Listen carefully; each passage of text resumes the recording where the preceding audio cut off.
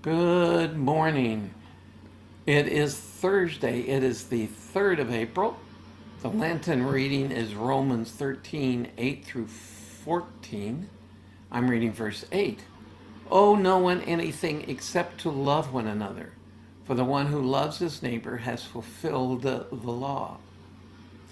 This continues the theme of love because it's Christ's love that we are focusing on when we look at the cross and look at the resurrection and during Lent. And so we're called to love as well. And the fact we're told here that loving others is the fulfillment of the second table of the law, that's really what the two great commandments are. Love God, love others. The first is a summary, really, of the part of the Ten Commandments, the first ones that talk about our responsibility to God. Loving others covers the second part of the commandments, which has to do with how we interact with people.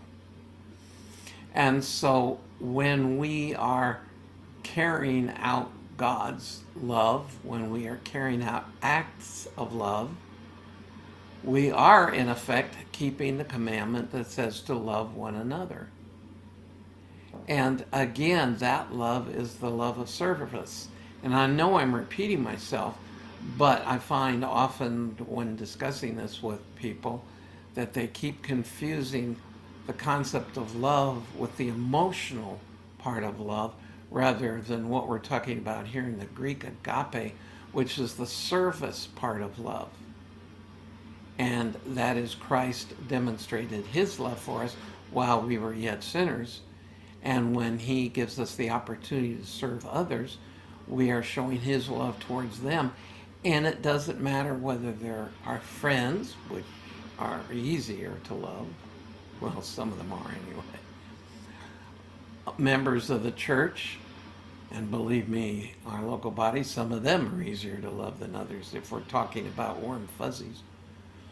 Or the stranger, because it's not whether they're deserving, it's whether God wants us to show them love.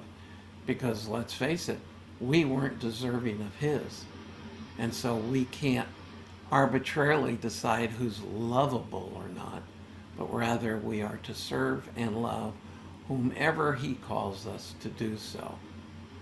And so have a love, I would say, not filled day, but disseminating day. In other words, look for opportunities to show God's love through you to others.